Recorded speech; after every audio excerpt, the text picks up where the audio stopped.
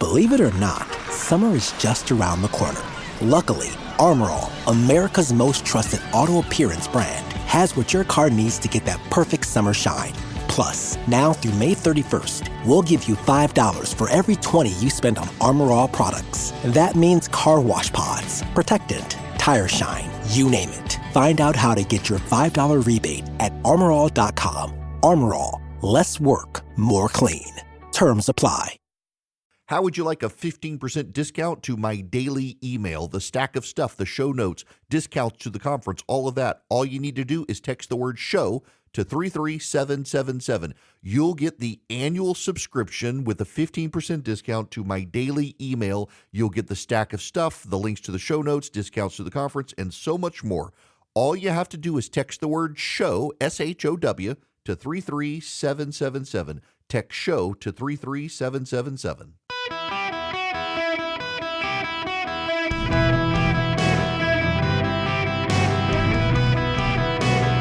Welcome to the Eric Erickson Show podcast, Hour 1. Hello, America. Welcome. It's Eric Erickson here across the nation. The phone number, 877-973-7425, should you wish to be on the program.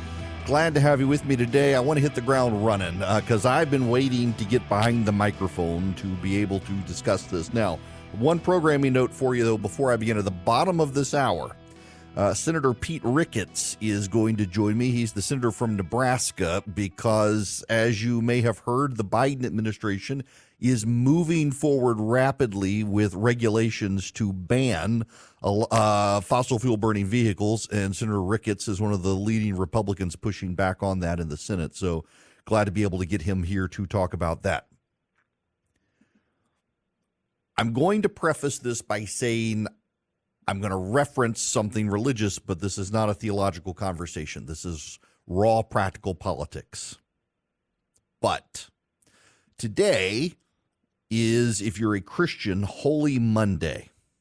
And Holy Monday is Christians meditate on two events that happen in the final week of the life of Jesus. The first is Christ going into the temple, overturning the tables, throwing out the money changers, and the other is the withering of the fig tree. For those of you who are not familiar with the story, Christ enters triumphantly on Palm Sunday, that was celebrated yesterday in Christian churches, as a king, and then within 24 hours, he's in the temple overthrowing tables, chasing out the money lenders, and then causes a fig tree to wither. I want to focus on us as conservatives cleansing our political temples, the idols we've made, because something big happened, and it was the absence of the news that probably should be the bigger news than the event that happened, and that is the $1.2 trillion spending package has passed Congress. Temporary government shutdown with the Senate delayed passing it, but it happened, and what it did is it just continued to grow the government spending. Now, I bring this up in part because I was, and he won't mind me saying this, by text message chastised a little bit by my buddy Chip Roy, great congressman and a dear friend, who we hold each other accountable. And he's like, why is everybody giving up? Why are you saying we got a 1-2 seat majority, so we can't do anything? We should still be coming up with a plan. And I want to play for you some audio from Chip. This was him with Jake Tapper on CNN over the weekend. Look, I think Speaker Johnson, I've been public about this, made a mistake when he walked away from the bipartisan caps and a CR that could have put pressure on my Democratic colleagues to come to the table. That was a mistake. I don't think this bill was reflective of what the American people want. It expands government, increases spending, increases debt, doesn't secure the border, doesn't do what we need to do, advances a radical agenda, doesn't make our defense focused on mission instead of social engineering. I think we should have changed those things. Now, let's get busy. But I can promise you, if you put a Ukraine bill on the floor and you haven't secured the border, there's going to be a problem within the ranks on Capitol Hill. So let's focus on doing our job. There are people across the spectrum. And here's another thing. All last year, We had great conversations. Brian Fitzpatrick, some of the New York delegation, myself, Mike Garcia in California, moderates, conservatives, figuring out how to advance the ball. And we passed the Limit, Save, Grow. Conservatives voted to increase the debt ceiling. We'd never done that before. We passed the strongest border security bill we've ever passed. Yeah. We hadn't done that in years. We passed appropriations bills. These are all things we can do if we'll just come together and work on it. But we better get our act together over Easter so we can deliver for the American people. So he's right. He is right. And I got to call myself out a little bit on this, on just saying, well, we've only got 2 seats. There's nothing we can do. But it's not just me. It's the entirety of the conservative movement right now seems to lack any sort of focus on having the backs of people like Chip Roy. Now, here's the reality, and it is what we're dealing with. And I'm a realist here. The Wall Street Journal had this over the weekend. If you subscribe to the show notes, you can text DATA to 33777 to do that. There are 72 Republicans and 168 Democrats who have voted for all 6 spending bills. And there are 55 Republicans who have voted against all 6 spending bills. There are 92 Republicans who have voted back and forth. There are 45 Democrats who have voted back and forth. 82 voted with the coalition on average each bill. 42 votes the coalition has to have to get over a 2/3 vote. The way the House is working, because they don't think they can hold Republicans together, is they're voting with a suspension of the rules, and it requires a 2/3 vote to get things done in the House. And it essentially requires a bipartisan governing coalition. Now, my point here on the other side, I think, to my buddy Chip and others, is we're seeing constantly with this 2-vote threshold on the Republican side that 1 or 2 Republicans every single time are willing to be the turd in the punch bowl and sabotage anything the Republicans do. And this all gets back to Matt Gaetz, who decided to sabotage this brilliant plan Republican moderates and conservatives came up with to cut real spending, and he decided to throw McCarthy under the bus at the time. Chip was opposed to that at the time, but Gaetz and a few others decided to upend the whole thing, and we haven't been able to win since. And I do think that that was the moment that broke the spirit of House Republicans working together. But this is larger than House Republicans. Today, Christians focus on throwing the moneylenders out of the temple, and conservatives, I do wonder if we should be doing a better job of throwing the grifters out of our movement. And I say that because you have a guy like Chip Roy, who is one of the most principled conservatives in Congress, who's going down to the floor, getting the arrows shot at him, all the heat, for standing up and defying his Republican leadership, for pointing out that what we're doing is growing a framework that Nancy Pelosi agreed to with very little change except change that benefits the Democrats. Where the hell's the conservative movement on this? Apparently last week they were all having a party somewhere in the building while Chip Roy was standing on the floor fighting. At the beginning of this Congress, excuse me, at the beginning of this Congress, outside conservative groups were willing to get together prior to Congress being sworn in 2023 and plot a way to block Kevin McCarthy from becoming Speaker without extracting serious concessions for conservatives. And it seems like they spent all of their energy on doing that quite effectively, I might add. They may have gotten McCarthy a Speaker, but they got great concessions, and they hadn't done anything ever since. Where is the leadership from the outside conservative movement saying, guys, I realize we've only got 2 seats, but there should be consequences? There can be consequences. When you have 72 Republicans who have voted for every single spending resolution, I guarantee you there are Republicans there who can be held accountable. And of the 55 who oppose everything and just say no with conservative groups, there's surely accountability there as well. One of the purposes of the outside conservative movement operations must be accountability for members of Congress. You all have scorecards. Too many of them are now just to affirm leadership or to condemn leadership.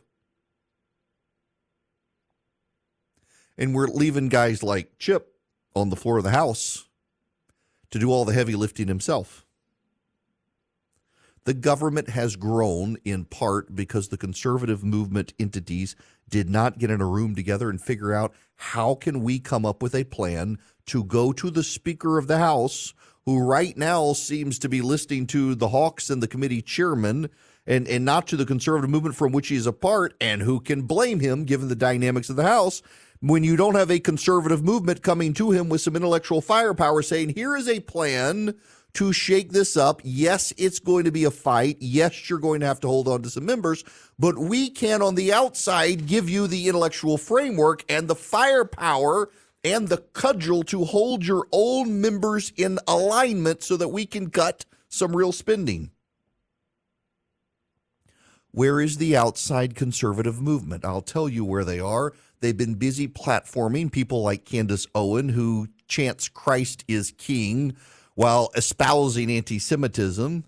They've been peddling Tucker Carlson's Vladimir Putin propaganda. They've been elevating guys like Charlie Kirk, who runs TPUSA, as a grifting operation to raise a bunch of money off old people, claiming they need $100 million to do a ballot operation in just 3 states. For the record, you could do the whole nation for far less than that.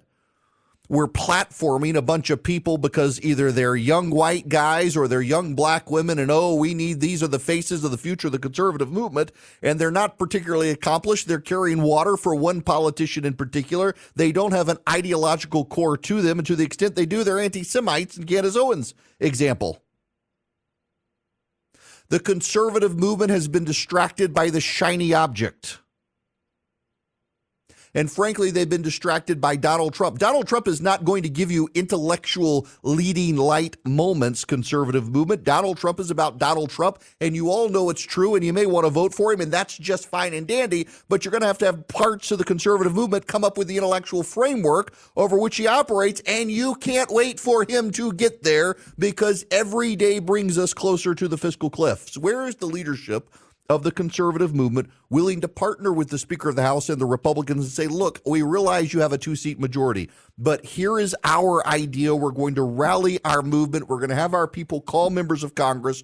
We're going to engage on your behalf. We're going to let Republicans know that people in their district support this. We really do want you to fight on this issue. None of that has been there.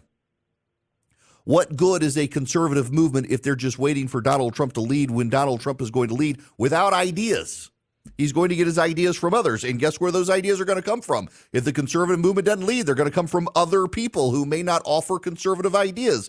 Donald Trump grew the government when he was president of the United States.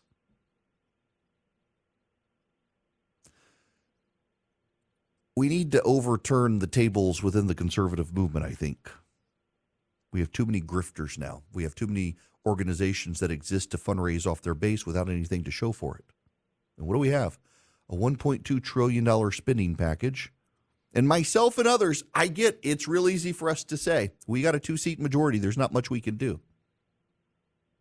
But we didn't even preserve the status quo. We grew government yet again. And we left hanging the good guys, some of whom are getting fed up. I understand Congress is a clown show. It is. And it's more of a clown show now when the majority can be held hostage by just 1 or 2 people. It is.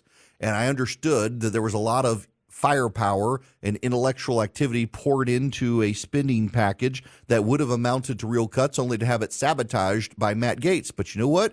You people who wanted that plan, who rolled it back, you're still treating him like a hero instead of making him a pariah, sabotaging what we could have had with real cuts. Instead, we're growing the government and you're patting him on the back because he grandstands and performs for you on camera. I don't know that the conservative movement is serious about conserving anything. And there are a lot of populists who have infiltrated it and said, what does the conservative movement conserve? Well, we've conserved the Second Amendment.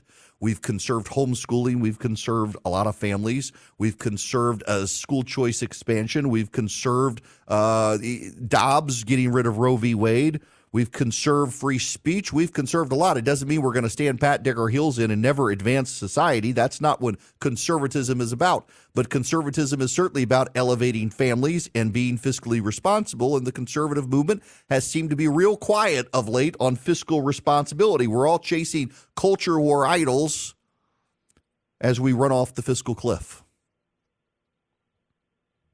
As Christians, much of which the conservative movement are, sit around on Holy Monday and meditate over that withered fig tree that bore no fruit when its Lord and Savior commanded it.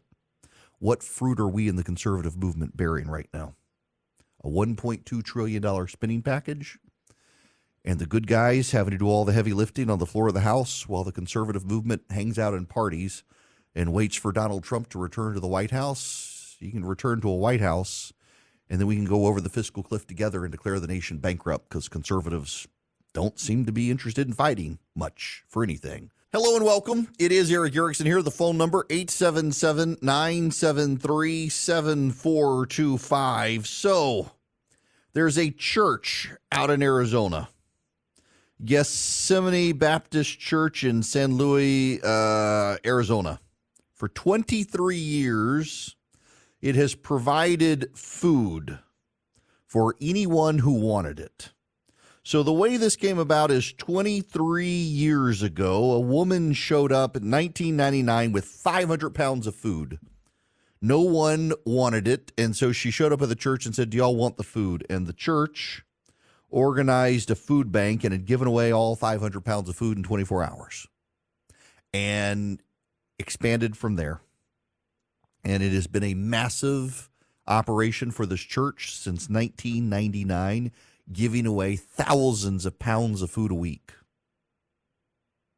The pastor is from Mexico.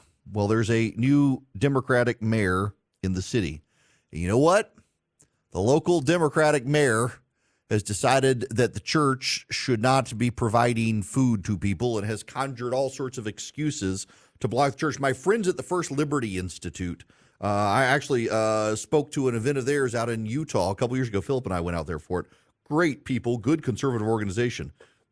And they are back in the church saying this is ridiculous. The mayor has decided it's code enforcement violation to have an 18-wheeler back up at the truck and drop off food.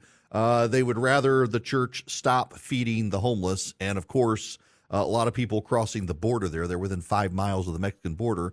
A lot of people coming across the border hungry. They're helping them as well. And the mayor has just decided not to, or to shut them down.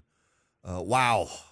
Good for the church. It's decided to file suit and say the city has been fine with it this entire time since 1999. The city should remain fine with it. Good for them for fighting back, and good for the First Liberty Institute as well.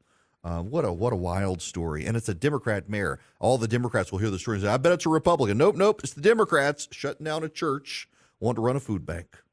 You know, banks are shutting down around the country, regional banks in particular, because they over leverage with commercial real estate. And now there are no corporations, well, fewer with people in the office. So, well, lenders are having problems, and those are the banks. Swiss America's wants to help you protect your hard-earned assets now. Given the secret war on cash and all the turmoil in the economy, you can get their shocking report, The Secret War on Cash, for free by calling or texting 800-289-2646. The all-out war on cash includes digital forms of currency. It's spreading. Corporations and the government trying to steer you away from your money and towards plastic. Swiss America wants to give you the report, The Secret War on Cash, for free. Just call or text 800-289-2646. All you have to do is mention my name, Eric Erickson. You can text my name, Eric Erickson, to 800-289-2646, or call them. Again, 800-289-2646. You just text Eric Erickson, or when they answer the phone, say I sent you. Get the Secret War on Cash for free and talk to Swiss America about protecting your hard-earned assets. 800-289-2646. Message and data rates may apply. Welcome back across the nation. It is Eric Erickson here. The phone number, 877-973-7425. There is some breaking news happening right now. Israel has withdrawn a delegation to the White House after the White House refused to block a pro-Hamas resolution before the UN Security Council that wants a ceasefire. Biden hates Netanyahu, and Netanyahu is kind of weak in Israel, but stuff like this just helps Netanyahu. The American government seems absolutely tone deaf into how resolved across party lines Israelis are with fighting back against Hamas. Joining me, I'm going to ambush him with that, but also to talk about this wild ban on fossil fuel burning vehicles, is Senator from the great state of Nebraska, Pete Ricketts. Welcome to the show. How are you? I'm doing great, Eric. Thanks very much for having me on. Absolutely. So let's get this one out of the gate, this breaking news, that the White House refusing after they vetoed several resolutions of the UN Security Council. Now they've led one through, and Netanyahu's withdrawn a delegation that was headed to Washington. What do you think? Well, I think it's just absolutely terrible the way the Biden administration at first, talked the talk about supporting Israel no matter what, and now they're catering to their pro-Hamas terrorist wing of the party by backing away from Israel. I mean, this is a fight of good versus evil. Hamas is an evil terrorist organization. They committed atrocities on October 7th. There was a ceasefire on October 6th. Hamas broke it. And now Israel is doing the right thing by destroying this terrorist organization. And to cater to the left wing of the Democrat Party, who somehow sees the Hamas terrorist group as representing all Palestinians, is just wrong. I mean, this is a terrorist group that is willing to put its own people in harm's way to fight Israel. Keeping civilians as human shields. It's just an evil organization, and Israel's right; it's got to be destroyed. It really does seem like the people who voted uncommitted in Michigan was the triggering event for this White House to back away from Israel, essentially giving a heckler's veto to people who hate Israel because they didn't vote for Biden in the Democratic primary, even though he still won over 80%. It's just like realigning Democratic Party policies towards Hamas all of a sudden.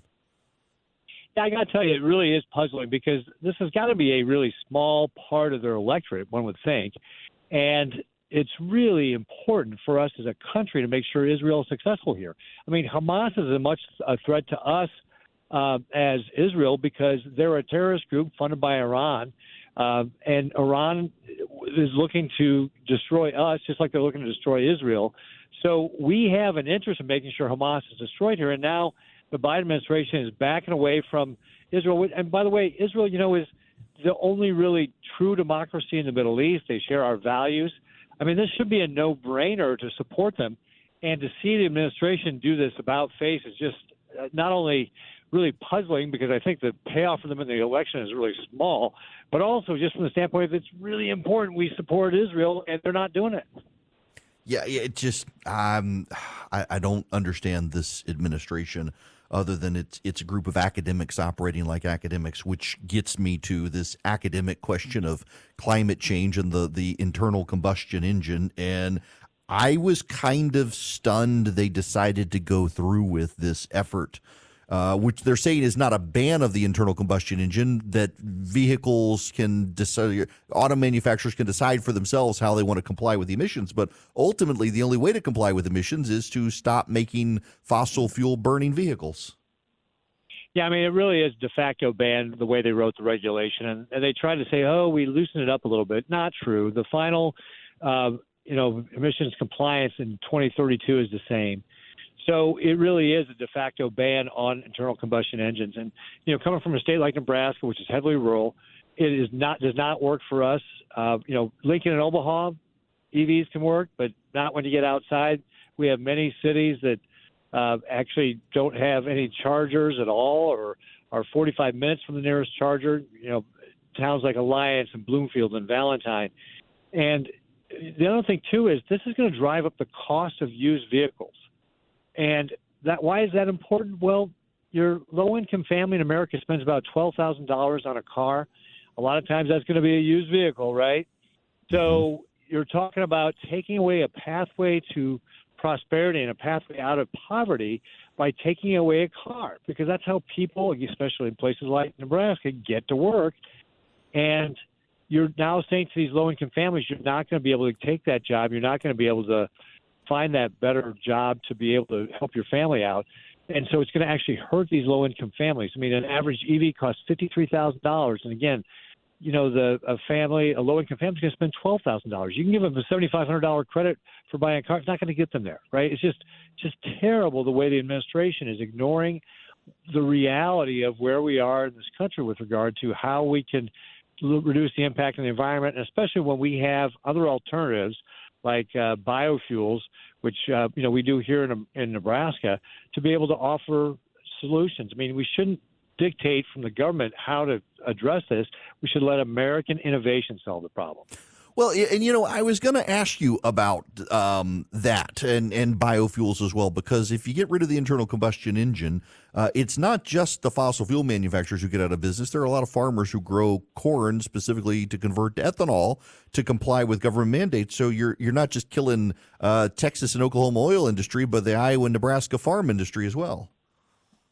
Yeah, absolutely. In fact, I was just at a facility that was a combination of Green Plains, which is an ethanol company, and Shell Oil, that they've got to combine their technologies in a really creative, innovative way to be able to get even more energy and protein out of a kernel of corn, which will be a fantastic innovation to be able to help get this to, for example, sustainable aviation fuel.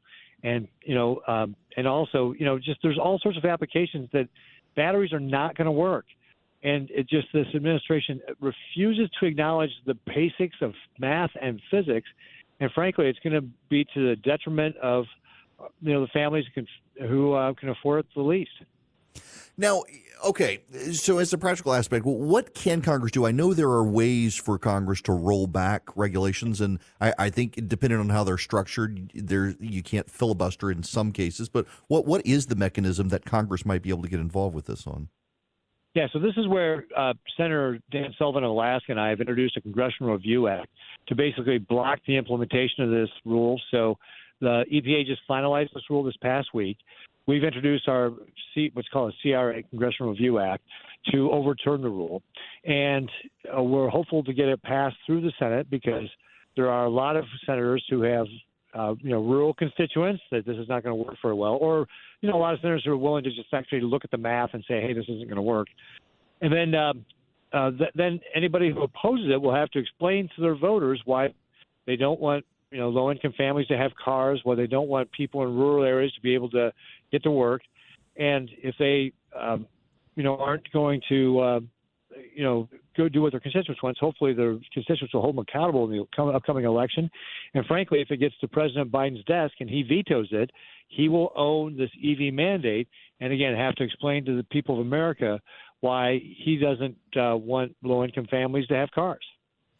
Yeah, so much of what this administration does, I read when he came into office, he had a greater percentage even than Obama of academics and people who worked in nonprofit charitable sector as opposed to people who worked in the private sector. And whether it's trying to get rid of your water heater or your stove or your dishwasher, you name it, this sounds great, I guess, in academics, but there's just no relation to how the poor and the middle class of this country operate, who sometimes have to buy the incandescent light bulb because they can't afford the LED light bulb, even though it's going to last them a lot longer. I mean, the problem here is you've got an administration with an agenda. I even wonder if they truly believe that they want to reduce the amount of carbon in the environment, because all they have is it's a big government socialist type mentality where you say, hey, we're government, we know the right solution, now you, America, go do it. But that's not the way we solve our problems here. If you look at America, what we do is we innovate out of our problems. And the way we do that is by allowing our entrepreneurs, our inventors, the market, be able to figure out solutions to this country's problems and then go with those. And we have the ability to do that with this as well, except the government keeps, the Biden administration keeps trying to tell us what to do. And that's just ultimately not going to be something that is going to be successful because they're just not that smart. I mean, they just are not smart to know what is something is going to work 10 years from now. And frankly, again, if you want 2/3 of all cars and trucks sold in this country be EVs, I've talked to them about, well, where are you going to get the power generation? Where are you going to get the transmission? Where are you going to get the rare earth elements? For the most part, they have no answers and they have no plan for how to actually do this.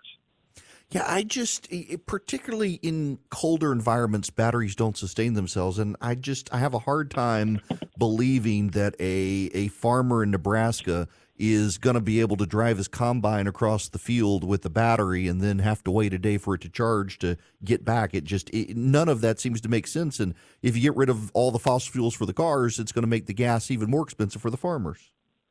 Yeah, Eric, you're right. I mean, first of all, you saw what happened in Chicago, I'm sure, when they hit that really bitterly cold weather.